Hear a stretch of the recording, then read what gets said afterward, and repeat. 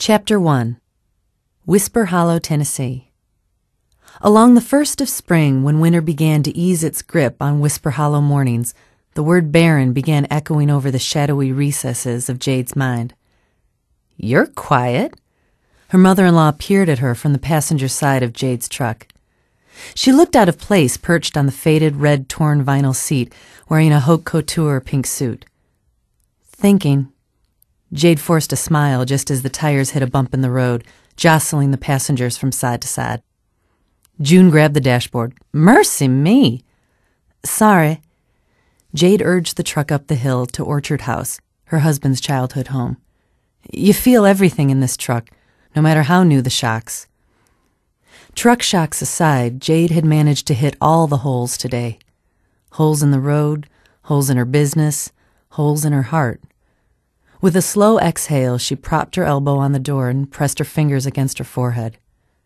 Today it seemed that every woman who came into Jade's downtown shop was pregnant, nearly picked clean her retro maternity clothes. She'd been folding and hanging the remaining items when June called and asked Jade to give her a ride home. "It's beyond me why you still drive this old bucket of bolts, Jade. Why don't you just buy a new truck?" June brushed a piece of foam from the crumbling ceiling off her skirt. "You're a Benson now, a successful business owner in Whisper Hollow and Riverfront Chattanooga. Surely you can afford a vehicle better than this. Max would buy you a new one if you asked.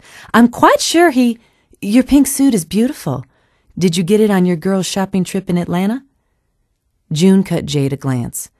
"Paris, last spring. I figured I could risk wearing it another season." "Do I get dibs when it's out of season in 20 years? "Shug, this thing will be completely out of vogue in 3 months, and by the end of summer, sold at the club auction." June ran her hand along the 3/4 sleeve, finally smiling. Ever since Jade had picked her up from the Reed House Starbucks, she'd been fuming beneath a stone face. "So, Rebel got tied up with a case or something? Couldn't bring you home?" Jade asked. June had yet to say why she was stranded at Starbucks, and so steamed. "Oh, who knows? That man, he can be so self-focused. I specifically told Rebel that Honey Andover could not drive me up to the house when we returned from Atlanta. Her granddaughter's birthday party is up in Knoxville, so she wanted to get back on the road.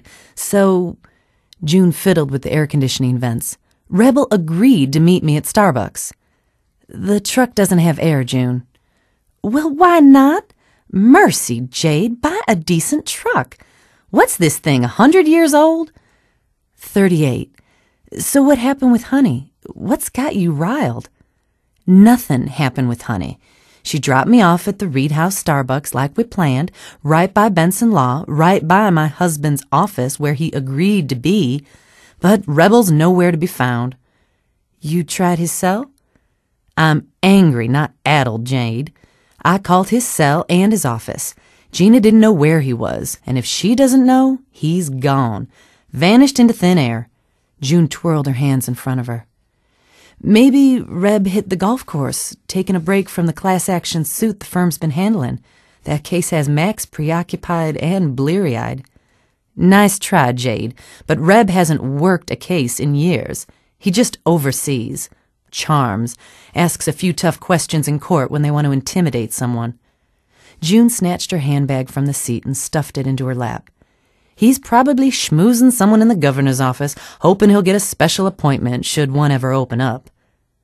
"Reb has political aspirations?" Jade crested the hill and rounded the bend toward the Bensons' white brick estate. "Jade, have you learned to tune out his ramblings already? Reb wants to run the universe from his throne on the moon." A fawn suddenly leapt onto the road from a cluster of trees tucked into the curve of the bend. Jade hammered the clutch and brake. "Sakes alive!" June smacked the dashboard with her Gucci bag. Stiff-arming the steering wheel and mashing the brake, Jade winced as the truck drifted into a blinding patch of sun. Anticipation drilled a hole between her ribs. When there was no impact, breath exploded from her lungs. Just beyond her windshield, a black-eyed doe and her 2 spotted fawns crossed the road into the woods on the other side.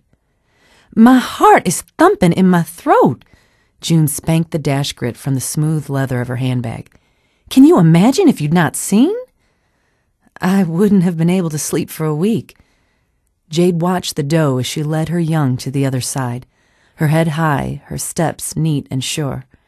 Jade pressed the clutch and shifted into first with a final glance at the creature. In the grass just beyond the trees, the doe turned and fixed her polished gaze on Jade. Yes, I know.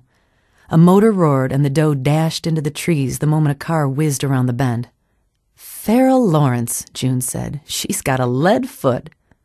Run, girl, run. Jade eased off the clutch and the truck chugged up the last few feet of the hill, the heart of the doe and the sensation of beauty resonating within her.